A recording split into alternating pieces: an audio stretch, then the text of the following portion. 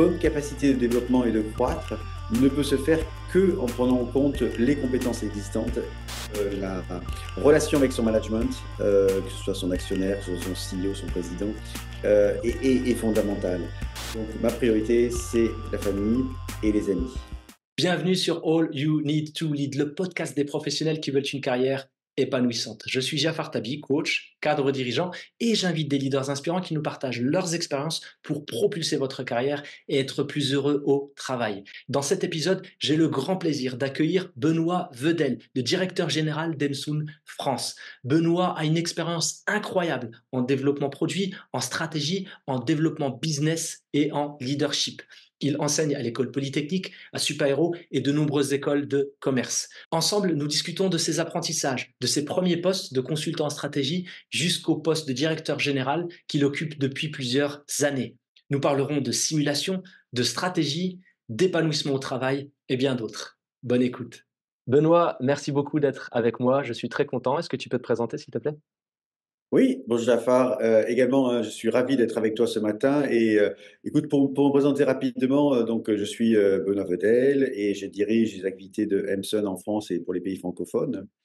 Alors, pour me présenter, je suis ingénieur, j'ai 54 ans et j'ai eu une formation qui m'a à la fois donné une vision technique et de management. Et puis, très vite, j'ai orienté ma carrière vers le consulting, vers le B2B, les nouvelles technologies. Donc, on aura le temps d'en parler.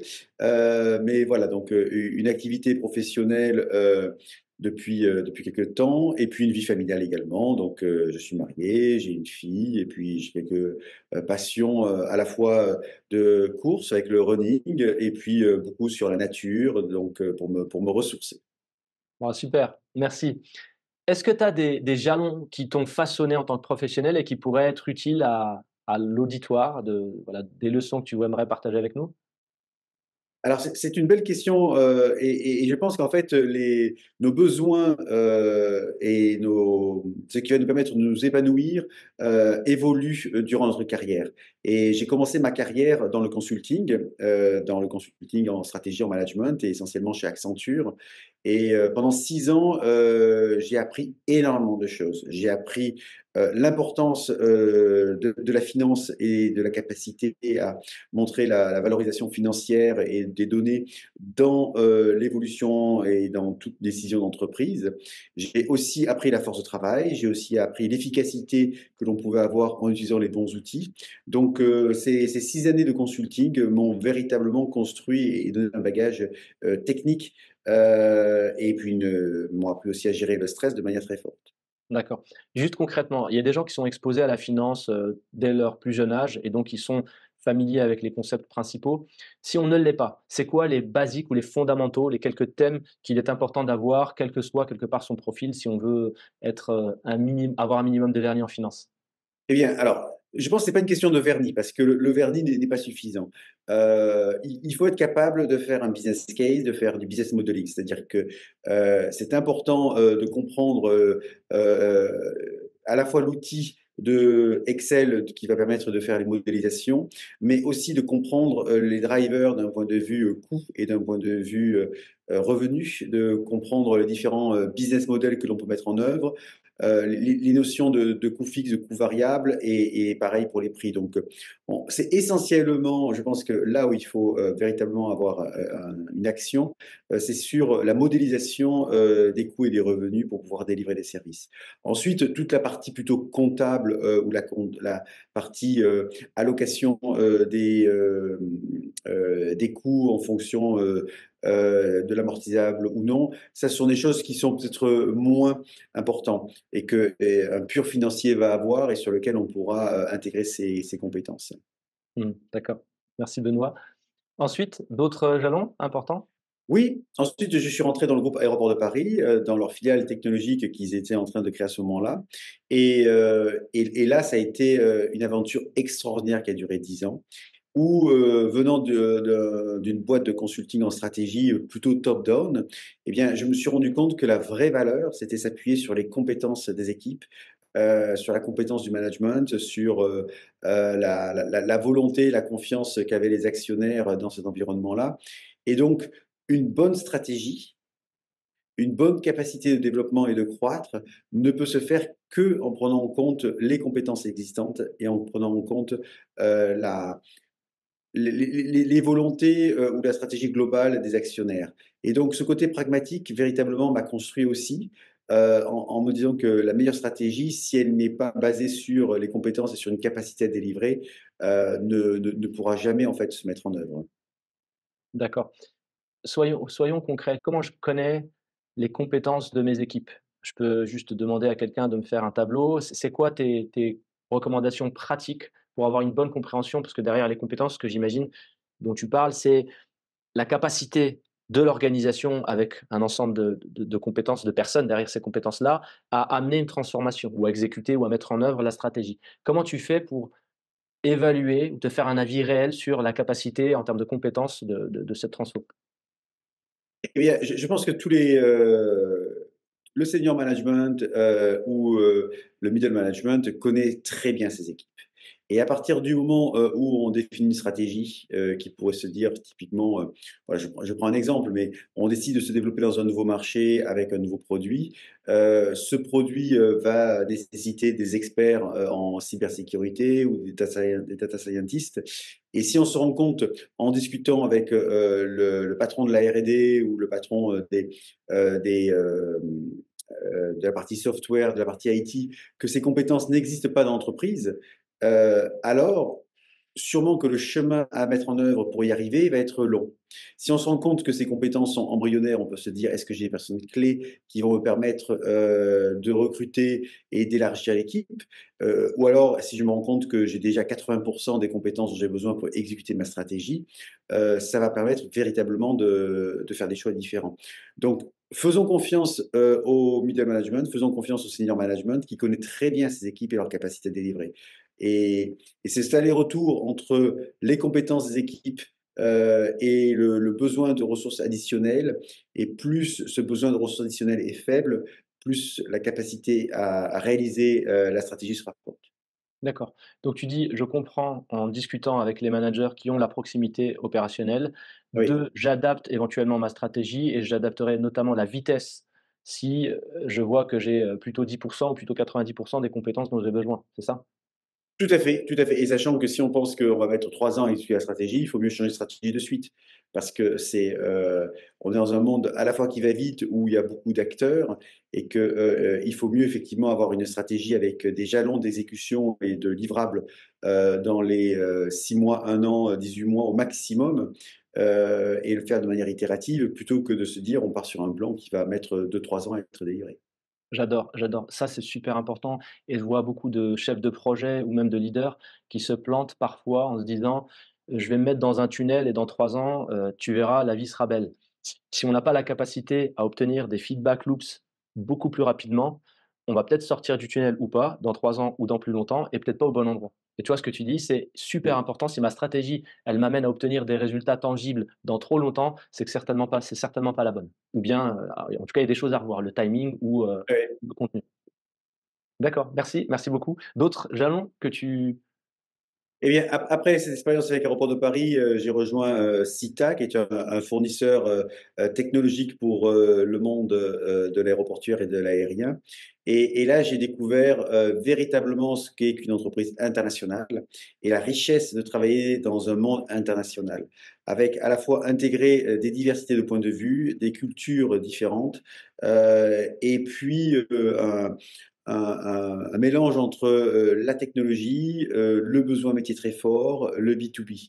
Et donc, on se rend compte très vite, qu'il faut, comprendre, l'utilisation de la technologie pour pouvoir, bien caler, la capacité à intégrer une nouvelle innovation, et que je pense qu'on est souvent ambitieux ou, on, surestime, la capacité, des utilisateurs à utiliser une nouvelle technologie. Donc, ça, c'est vraiment un apprentissage fort, c'est-à-dire que oui, il va y avoir des early adopteurs, mais ils seront beaucoup plus faibles, on va mettre beaucoup plus de temps que prévu pour pouvoir, faire changer, les utilisations.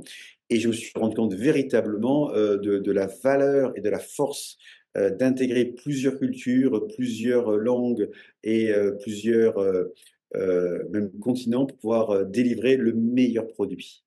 Donc cette richesse internationale, cette ouverture culturelle est véritablement un terreau d'innovation et de croissance. Tu peux me donner un exemple concret, s'il te plaît? Tu parlais de difficultés d'adoption. Comment tu l'évalues? Je sais pas si tu as quelque chose, une expérience que tu aimerais partager pour, concrétiser ton message qui est intellectuellement valide et qui pourrait en plus être, encore plus, enfin, ouais, enrichi par un exemple. Oui, tout à fait. Eh bien, un des exemples peut être l'automatisation. Peut être, l'automatisation, ou, la souveraineté des données.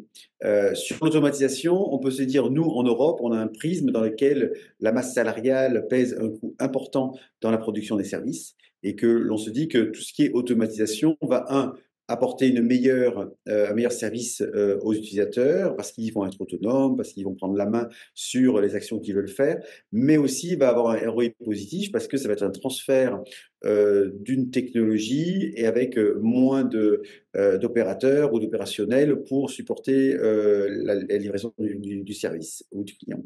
Donc, on a ce mindset un petit peu en Europe parce que on sait que les coûts salariaux représentent une charge importante.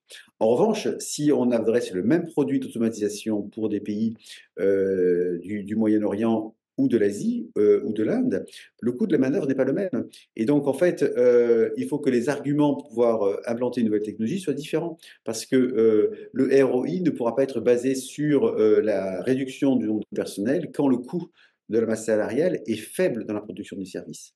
Donc, typiquement, le business case, il va changer en fonction et les valeurs pour les clients vont changer. Donc ça, c'est un premier côté positif ou négatif, mais à prendre en compte. Et puis le deuxième, il va être aussi sur je tenais l'exemple de la souveraineté des données, et on parle du cloud, on parle de la cybersécurité, et autant en Europe, on peut effectivement être assez rationnel sur oui, non, le risque que je prends en hébergeant mes données, mes applications dans telle ou telle infrastructure, qu'elle soit souveraine, basée en Europe ou basée dans un hyperscaler. En revanche, au Moyen-Orient, par exemple, ça va être plutôt euh, des réactions fermes et dogmatiques qui vont interdire que les données soient ou les applications soient hébergées à l'extérieur, indépendamment de tout rationnel qui pourrait exister techniquement pour expliquer que ces données seront bien protégées. Donc, et là, on ne peut pas se battre parce qu'effectivement, c'est une volonté qui veut que ces données l'application reste en local. Donc, bien comprendre les différences pour à la fois adapter son produit ou son discours. D'accord, super. J'aime bien tes exemples parce qu'effectivement, le rationnel ne suffit pas. Est-ce que c'est Lincoln? Je sais plus, quelqu'un disait, heu: «Cibler l'intérêt de la personne en face, pas la raison», en gros. Donc c'est plus l'intérêt et si eux, ils estiment que c'est essentiel d'avoir, je sais pas moi, des serveurs qui soient en local, quel que soit enfin dans le pays, quels que soient vos arguments rationnels de retour sur investissement ou de sécurité, peu importe, quelque part, ils sont pas audibles, ils sont même pas pertinents pour eux. Génial. Donc là, une bonne connaissance des clients et peut-être que ça reboucle aussi avec la notion de compétence et puis d'avoir les bonnes personnes aussi, parce que c'est pas que le directeur général qui Oui. fait ça, c'est avec ses équipes. D'accord, super, merci. Un dernier peut-être ou jalon? Voilà, et puis depuis maintenant un peu plus d'un an, j'ai rejoint Emson, qui est une boîte techno dans le software où on fait de la modélisation des mobilités. Alors, pour parler un petit peu d'Emson, donc on est une société pour aider les collectivités locales, les aménageurs et les gestionnaires d'infrastructures à prendre les bonnes décisions pour l'évolution de l'infrastructure routière, de l'urbanisme et de tous les aménagements urbains. Et le but est de modéliser les impacts des aménagements qui vont être faits avant de les réaliser. De les modéliser d'un point de vue flux, d'un point de vue mobilité, d'un point de vue déplacement, pour tous les utilisateurs de ces infrastructures. Donc, on va modéliser le comportement bien sûr des véhicules, des poids lourds, de la logistique industrielle, des transports publics, mais aussi de toutes les mobilités actives, que ce soit les vélos, la marche, ou tous les utilisateurs de trottinettes ou autres devices que l'on peut voir dans l'urbain ou même des fois l'extra-urbain. Et donc, en fait, tous ces utilisateurs de la route ont des comportements différents de l'espace urbain. On va les modéliser et puis on va montrer en fonction des plans d'aménagement d'une nouvelle place.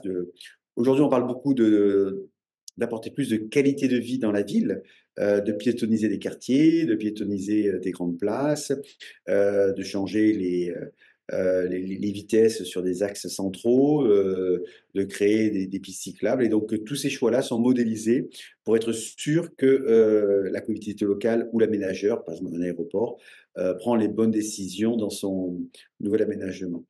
Et donc, boîte techno en forte croissance, avec des équipes beaucoup plus jeunes que ce que j'ai pu connaître et une richesse inouïe. Et donc là, je me suis rendu compte qu'effectivement, d'être aux manettes d'un tel projet avec de tels challenges, sachant que c'est pas une start-up, mais la société a pratiquement 30 ans, mais toujours sur un métier de niche en croissance, c'était un vrai plaisir à pouvoir mettre en œuvre et exécuter ce développement. D'accord, super, merci. Je ne peux que respecter le travail et la complexité de ce que vous faites, en termes de quantité de données, en termes d'hypothèses que vous devez prendre et en termes de capacité aussi à faire en sorte que vos modèles soient à peu près représentatifs, sur des choses qui peuvent être, j'imagine, vraiment très, riches en données. Et je me dis que sur un tas de secteurs, pas forcément que la mobilité, c'est extrêmement utile de pouvoir simuler avant de prendre ses décisions. Mmh. J'ai juste peut-être une question. Comment tu fais pour que ta simulation, elle soit aussi proche, si tu as quelques lignes directrices, de la réalité? Parce que sinon, si c'est un instrument de décision quelque part. Parce que grâce à vos simulations, on va prendre la décision de réduire la vitesse, de mettre un rond-point, de ci, de ça ou pas. Mais si jamais votre simulation est fausse, comme on le voit, parce que je peux comprendre aussi que dans certains cas, comme la météo, hein, la météo est un bel exemple d'une telle complexité que oui, on va être à peu près précis, mais on ne le sera jamais précisément. On ne sera jamais exact et oui, des fois, il pleuvra là où on n'avait pas prévu. Quelles sont tes recommandations pour avoir un système de prédiction qui soit et de modélisation qui soit aussi proche de la réalité? Eh bien, c'est notre effectivement, c'est notre, challenge en permanence, hein. Et donc en fait, on fait 2 choses, c'est que c'est le mot calibrage qui est important. C'est-à-dire qu'en permanence, alors quand je dis en permanence, c'est peut-être tous les ans ou tous les 2 ans, on d'abord on commence en faisant un digital twin, donc on va représenter, la réalité dans un modèle, informatique, et on va jouer, des jeux de données pour pouvoir, s'assurer que, les le modèle ressort la réalité. Donc, il y a toujours cette phase de calibrage de conception dans lequel on s'arrête une fois que le modèle reproduit la réalité ou le passé de la réalité. Et puis tous les 2 ans, ou tous les ans en fonction de la richesse du réseau que l'on regarde, est-ce qu'on est en train de faire l'évolution de toute la ville de Paris, de toute la région Île-de-France, de toute une grande métropole française. On va mettre à jour le modèle, on va recalibrer le modèle et puis on va s'assurer qu'on représente bien la réalité. Donc on a toujours cette régularité de recalibrer le modèle pour s'assurer qu'on est bien représentant de la réalité. Et puis de temps en temps, on peut faire une mission flash pour se dire finalement, est-ce que ce que j'avais prévu il y a 3 mois, est-ce que c'est véritablement ce qui se passe dans la réalité? Et là, on peut confronter des données du temps réel avec les données du modèle et voir si on a une déviation ou non. Et en fait, il y a très peu de déviations parce que le modèle est souvent riche, et les hypothèses qui sont faites sont souvent structurantes. Donc, oui, il y a ce besoin toujours d'être ouvert sur, comprendre, les modifications. Il y a des hypothèses des fois qui sont risquées. Lorsqu'on a modéliser les déplacements pour préparer les Jeux olympiques et paralympiques. On a fait des estimations du nombre de franciliens qui resteraient en région Île-de-France et qui auraient besoin de se déplacer. Et on a pu effectivement comme ça faire le bon dimensionnement des infrastructures. Donc là, c'est un exemple où ça a bien fonctionné.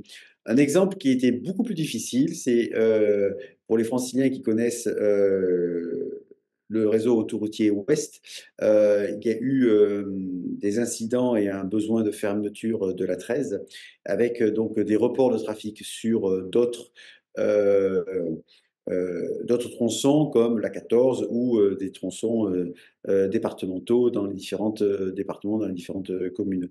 Eh bien, on avait sous-estimé collectivement avec les différents acteurs, et je pense que c'est un sujet aussi que j'aurais plaisir à évoquer avec toi, le côté toujours multi-acteurs, mais on avait sous-estimé qu'un impact sur la route, en fait, avant tout, il a arrêté des déplacements. Donc, en fait, beaucoup d'utilisateurs ont reporté ou annulé des déplacements, et donc avec une augmentation du télétravail et avec une augmentation pour d'autres voyages privés, et leur report ou leur annulation.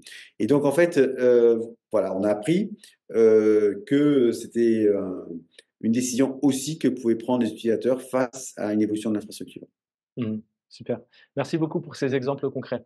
Alors, pour ceux qui ne sont pas du tout dans le domaine, pour moi, il y a 2 idées qu'on peut extraire de ça. Une première qui est assez proche, qui est de dire, si vous avez la possibilité de vous faire aider par des simulations pour prendre des décisions aussi proches de ce que vous voulez versus faire la boulette pour de vrai et ensuite corriger, c'est quand même mieux. Bien entendu, il y a un rapport, coût-bénéfice et aussi des est-ce que vous avez ou pas en interne ou dans votre, écosystème des gens qui peuvent vous aider. La deuxième, plus générique et cette fois-ci pour tout le monde, de la même manière qu'un modèle de simulation doit avoir une feedback loop et se calibrer de temps en tant que leader, en tant que communicant par exemple, vous dire: «J'ai fait une communication à mes équipes et je vais systématiser les feedbacks anonymes ou pas, à vous de voir, pour essayer de sentir déjà si la communication que j'avais voulu, positive ou autre, elle a été ou pas efficace». C'est ce genre d'état d'esprit qui peut être extrêmement vertueux. Autrement dit, vous voulez pas avoir un peu comme la modélisation des trucs qui divergent. De la même manière, ce que vous voulez avec vos interactions, c'est aussi d'être aussi proche de en termes de résultats que ce que vous attendiez. Merci pour ça. J'aimerais qu'on reste dans ton activité Msoon. Quand tu mets en place ou quand tu veux pousser une décision parce que votre modèle vous laisse penser qu'il faudra, j'en sais rien, réduire la vitesse ou ci ou ça, que c'est des recommandations que vous faites, vous savez que vous avez un certain nombre de personnes qui vont être, opposées à ça. Parce que, moi, en tant qu'utilisateur, franchement, qu'on me dise que je vais rouler 20 km/h moins vite, non, ça m'étend, mon trajet et ça, j'ai pas envie. De manière générale, quel que soit ce que vous poussiez, j'imagine qu'il y a un certain nombre de gens qui seront favorables et d'autres qui ne seront pas favorables. Comment tu fais pour maximiser le taux d'adoption et gérer toutes tes parties prenantes dans un contexte aussi complexe? Alors, c'est une très belle question parce que c'est un sujet auquel j'étais confronté en rejoignant Emerson et que j'avais été moins confronté par le passé dans mes différentes responsabilités. Et parce que le secteur des mobilités comme le secteur de la décarbonation, par exemple, sont des secteurs qui sont extrêmement contre-intuitifs. Ça veut dire qu'effectivement, pour un non-technicien, pour un non-praticien, toute décision a des conséquences qui n'est pas celle qu'il peut lui-même imaginer. Donc en fait, il faut aussi se battre sur ce côté contre-intuitif et sur cette notion d'idée reçue.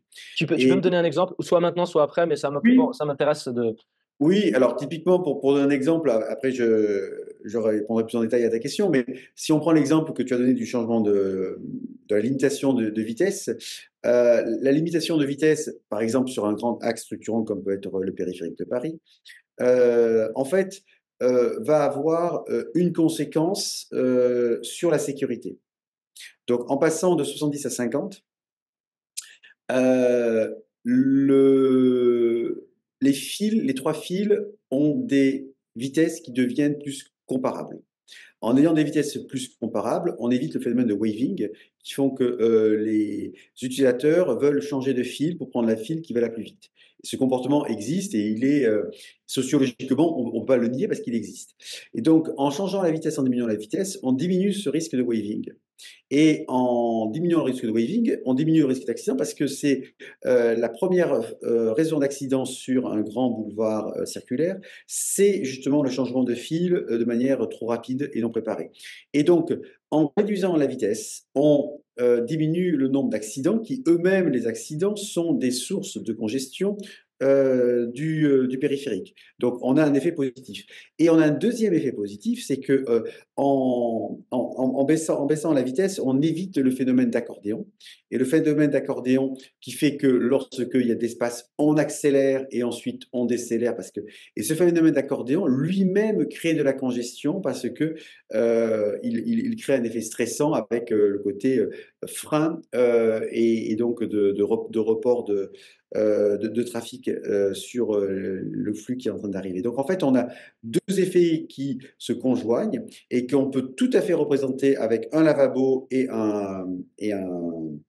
le robinet que l'on ouvre. Si on ouvre le robinet trop fort, eh bien en fait l'eau soit éclabousse, soit ne s'évacue pas. Et si on trouve le bon débit d'ouverture, en fait on se rend compte qu'on arrive à optimiser l'écoulement de l'eau avec le bon débit du robinet. Et donc en fait c'est ce travail-là qui est important à faire et la simulation va permettre de pouvoir voir en fonction des différents paramètres que je prends pour la vitesse, quel c'est son résultat. Donc voilà, ça c'est un exemple. Mais effectivement, une fois que la modélisation a donné son résultat, il faut pouvoir l'expliquer. Et d'abord, pour construire son projet, va falloir intégrer quelque part des urbanistes ou des architectes et qui, eux, ont la vision de comment ils veulent faire évoluer la ville et comment ils veulent euh, apporter et préparer la ville ou la voirie pour les nouvelles mobilités. Donc là, on a quelque part une doctrine. Une doctrine de personnes qui voient la ville, qui voient les mobilités dans une notion futuriste, avec un œil qui leur est propre. Ensuite, il va y avoir les sociologues, les psychologues, qui, eux, peuvent être forts pour comprendre le niveau d'acceptation.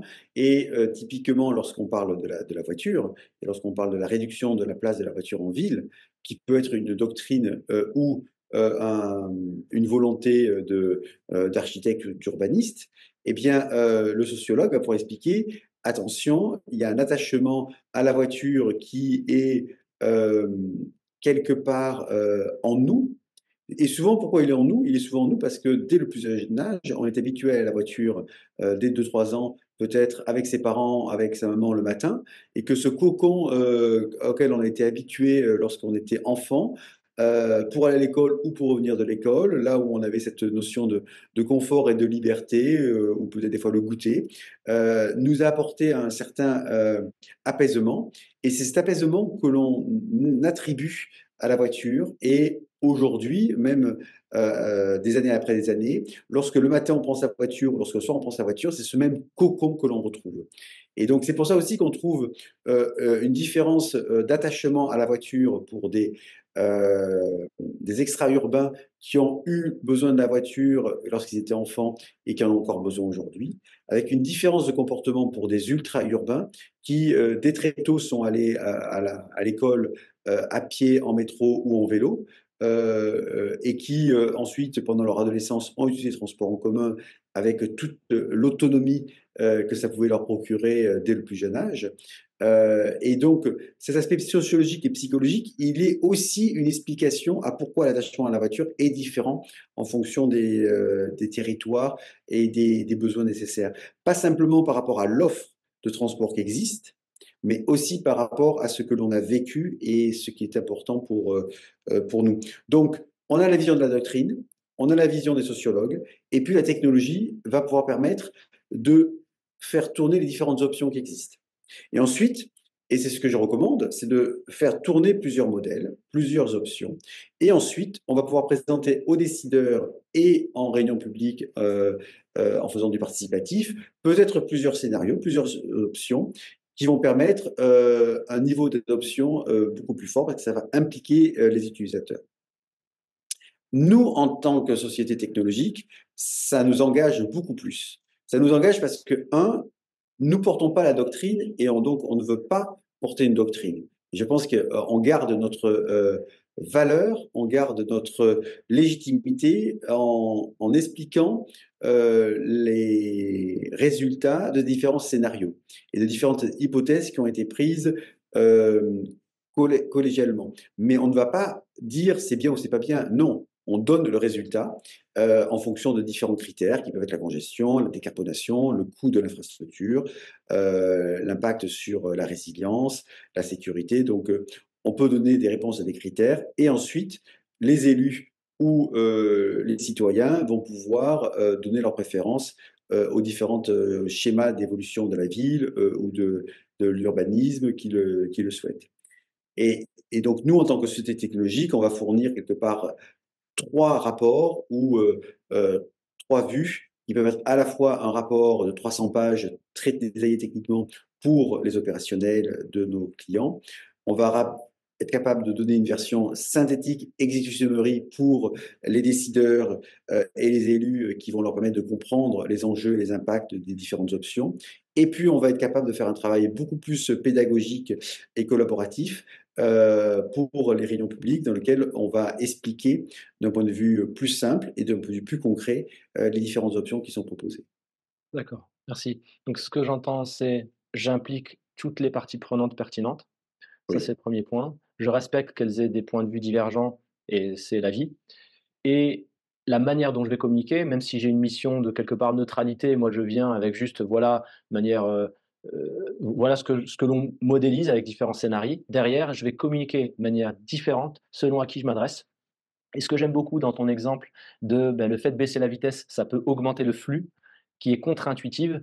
Elle vient, je suppose, je le mettrai comme ça, du fait que tu as un facteur, on va dire d'ordre 1, qui est de dire plus je vais vite, plus la vitesse est élevée, plus je devrais aller vite. Donc, sauf que tu as des trucs d'ordre 2 et d'ordre 3 qui peuvent peser tellement que ça va venir réduire, voire même anéantir les bénéfices de l'ordre 1. Et donc, passer de 50 à 70, par exemple, générerait plus d'accidents, etc., etc., et donc aurait une incidence négative. Et cette éducation que tu dois faire à ceux qui doivent adopter ou prendre la décision, en fait, elle est super importante. Et ça, si je l'étends à tout rôle de leader, vous allez des fois prendre des décisions qui sont intellectuellement valides, qui sont basées sur du rationnel, sur le fait que c'est vraiment ce qu'il y a de plus vertueux pour l'environnement, pour la finance, pour ce que vous voulez, les critères que vous avez regardés. Pour autant, si dans vos équipes ou dans votre écosystème, les gens sont convaincus parce qu'ils se sont arrêtés à l'ordre 1, par exemple, d'un truc que c'est une bêtise, vous allez avoir du mal ou vous allez devoir être tyrannique, mais dans tous les cas, c'est pas très vertueux. Voilà. Et donc, j'adore ton ouais, exemple, en fait, qui peut être complètement contre-intuitif, mais qui amène quand même à du bénéfice, sous réserve qu'on arrive à le vendre. tout à fait. Et ça, ça se facilite aussi par l'écoute des différentes parties prenantes. Et quand je dis écoute, et ça répond aussi un petit peu à ta question de l'ouverture avec les équipes, comment on s'assure que notre message passe bien, c'est que il faut aussi créer toujours des channels de communication qui sont ouverts, qui font que les équipes peuvent parler librement et dire bah, ce que tu viens de dire là, j'y crois pas, ou ce que tu dis là n'est pas bon, ou je pense ceci. Et en fait, il faut toujours mieux entendre les commentaires, les points de vue qui soient agréables ou désagréables. Il faut mieux les entendre. Parce que de toute façon, si on ne veut pas les entendre ou que si on met une chape de plomb, ces phrases vont être dites lorsqu'on ne sera pas là. Donc en fait, il faut mieux les entendre pour pouvoir les intégrer ou non, mais en tout cas, on est capable de prendre les décisions en fonction de l'information que l'on reçoit, plutôt que de vouloir faire le déni que ces informations pourraient exister et ne pas vouloir les écouter. Donc, l'écoute est important et typiquement, l'écoute de tous les points de vue est important. Et je reprends l'exemple du périphérique. Certains ont fait des estimations du temps perdu ou du gain perdu. Mais voilà, je pense que c'est important d'écouter cet argument et ensuite de se dire, mais en fait, de quoi on parle? Eh bien, en fait, le périphérique, au maximum, il va être utilisé à 50%. Personne ne fait le tour du périphérique. les utilisateurs du périphérique, ils rentrent à un endroit, ils sortent à un autre, et c'est au maximum 50% de son temps qu'ils vont utiliser. Et les personnes qui utilisent le périphérique, même à 3 heures du matin, lorsqu'il est très fluide, n'habitent pas juste à la porte du périphérique et juste en sortie du périphérique, mais ils vont avoir un acheminement, une part de trajet, peut-être de 4-5 km ou de 3 km avant de rentrer sur le périph', et la même chose en sortie. Donc, lorsqu'on calcule un trajet global d'un point A à un point B qui va prendre au maximum 50% du périph' et qu'on fait la simulation de c'est quoi ce trajet global de passer de 50 à 70 ou réciproquement, eh bien, dans ce cas-là, qui peut être le plus défavorable pour l'utilisateur, on perd 3 minutes. On perd 3 minutes, ce qui est ridicule sur un trajet qui est estimé entre 35 et 40 minutes. Donc en fait, le gain est très faible par rapport à tous les bénéfices qui peuvent être adjacents. Et un des bénéfices, c'est le bénéfice de la réduction de bruit ou de pollution pour les habitants. Et ne minimisons pas le côté véritablement stressant de motos ou de véhicules bruyants à 4 heures du matin qui passent sur le périphérique, ou des fois il y a des stations qui sont à proximité. Donc, je pense qu'on est dans un environnement dans lequel on doit aussi agir en fonction des autres populations et des populations qui habitent à proximité du périphérique. Et les respecter, c'est aussi essayer de faire moins de bruit. Et si la gêne pour nous, c'est de faire 3 minutes sur 40 minutes de trajet, eh bien, je pense que c'est un enjeu que la société doit porter. D'accord. Ce que je retiens, c'est le premier, tu disais l'écoute. Très important d'écouter les arguments, qu'ils soient valides ou pas de manière rationnelle, il faut les écouter parce que soit on vous les dit, soit on les dira derrière vous.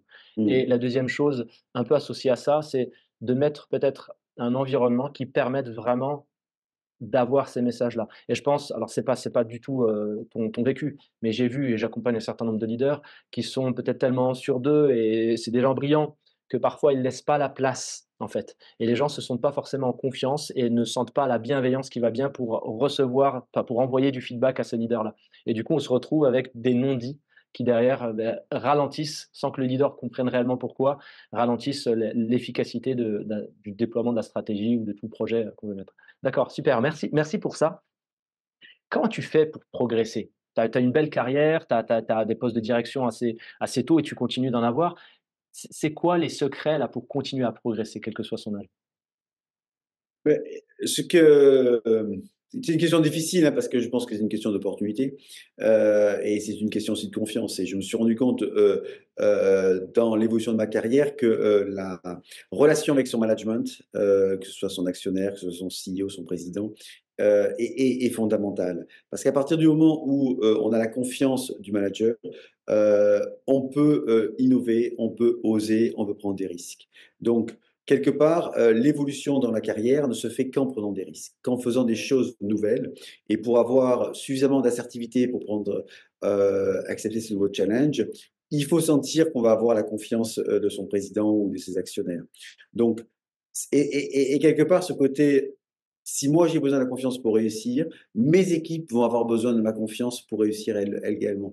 Donc en fait, cette notion de, je préfère le mot confiance que bienveillance, parce que le mot bienveillance, effectivement, c'est un mot qui peut être un petit peu galvaudé. Mais effectivement, il faut sentir que voilà, on est dans un environnement dans lequel on nous fait confiance et sur lequel on va pouvoir prendre des risques. Et véritablement, j'ai vécu et j'ai compris que c'est vraiment l'échec qui crée le succès de demain.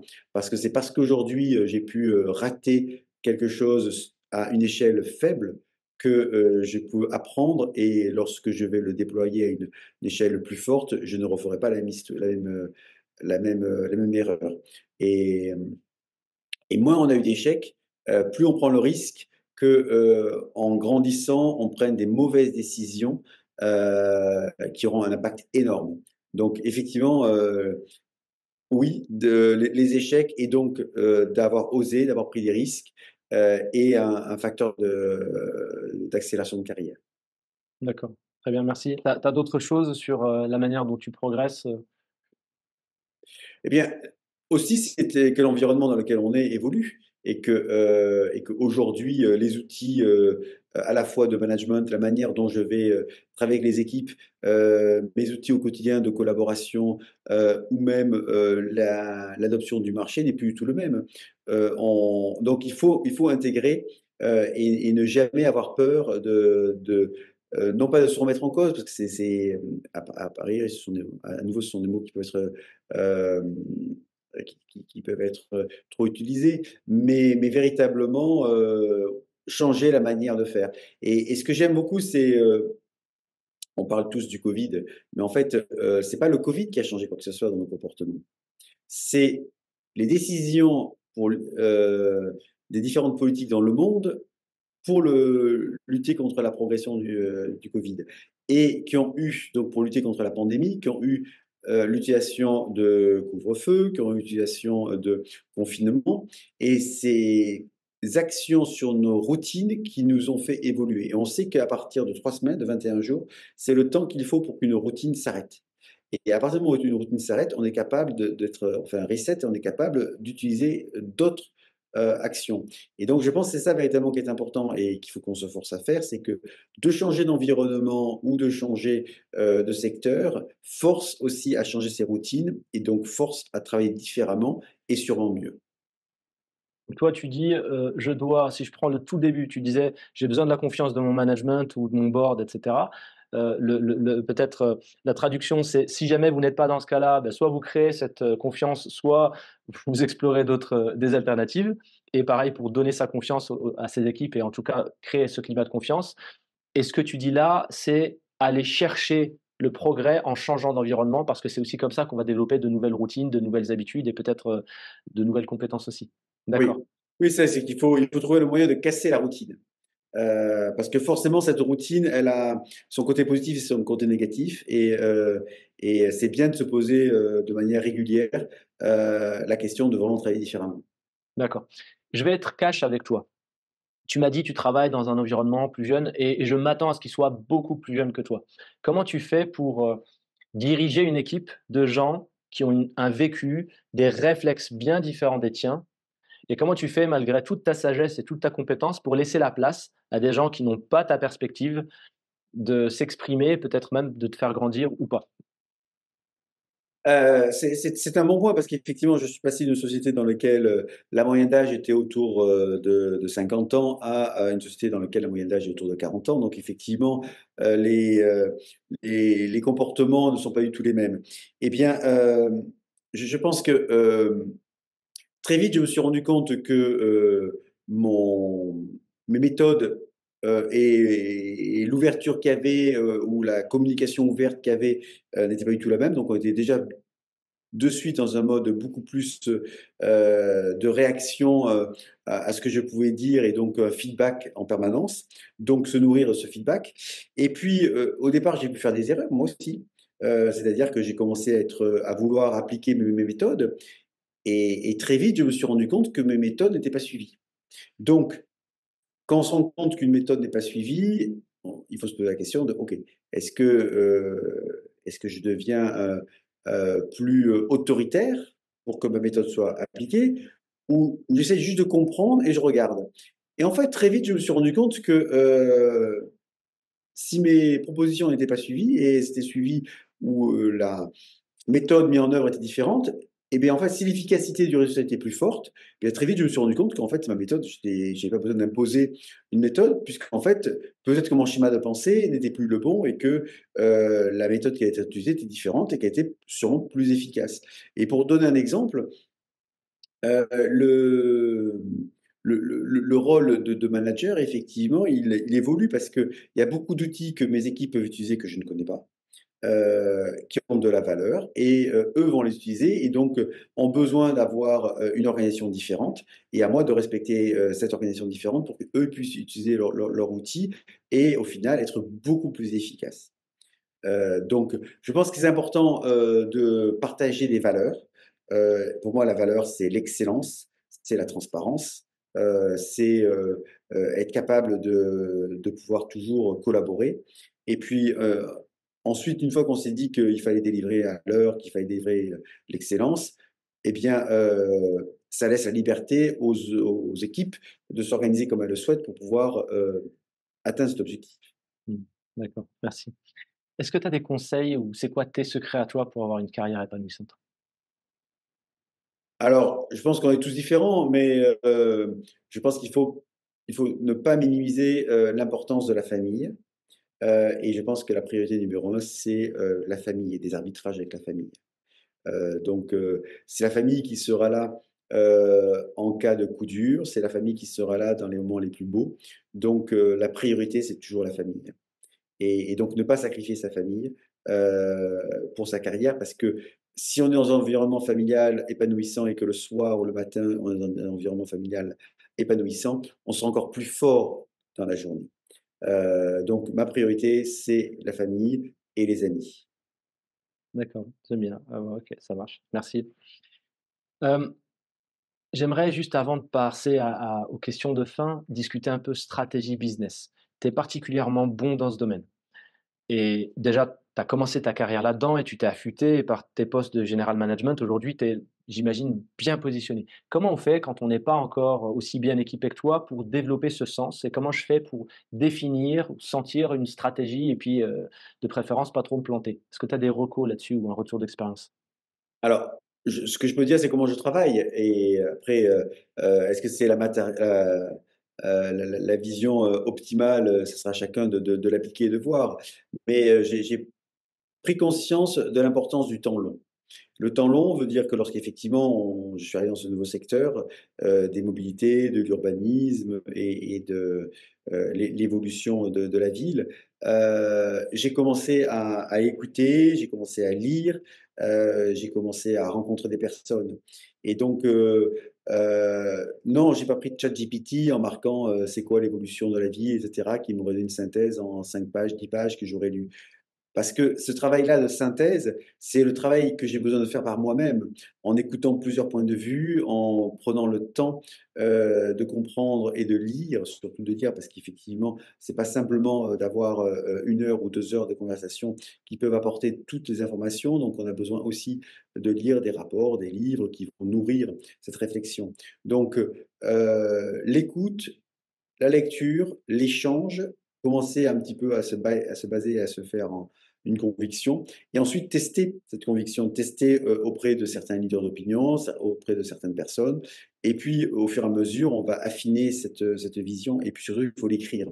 Il faut l'écrire pour soi-même, pour les autres, mais aussi il faut l'écrire parce qu'effectivement, le le cheminement intellectuel de l'écrit, permet aussi d'encore mieux structurer, sa pensée et sa réflexion et pouvoir la partager. Ne minimisons pas le poids de l'écrit et qui est un bon complément à l'oral. Mais voilà, le temps long, l'écoute, la collaboration, les différents points de vue, permet d'avoir une vision. Une fois qu'on a cette vision, on peut la partager avec les équipes.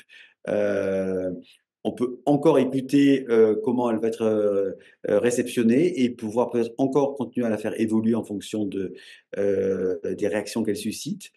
Et puis une fois qu'on pense qu'à 90 on est bon parce qu'on aura toujours des personnes qui sont contre, mais parce qu'effectivement, soit ce sont des postures, soit parce qu'elles ont un point de vue différent. Mais à ce moment-là, il faut être, sûr de soi et exécuter. D'accord. Donc un, maximiser les données d'entrée pertinentes, en rencontrant les bonnes personnes, en lisant ce qui va bien et en faisant soi-même son travail de synthèse plutôt que d'avoir quelque chose de pré-mâché parce qu'on perd peut-être le bénéfice de la construction de son propre avis. 2, le tester avec peut-être d'autres personnes, j'imagine que tu choisis de manière intelligente pour savoir si ça a du sens, renforcer tes convictions ou à l'inverse les ajuster. Et 3, formaliser et communiquer et puis continuer bien entendu après c'est ça les Le 3. triptyque, tout à fait. Mmh. D'accord. Jafar, tu le résumes bien.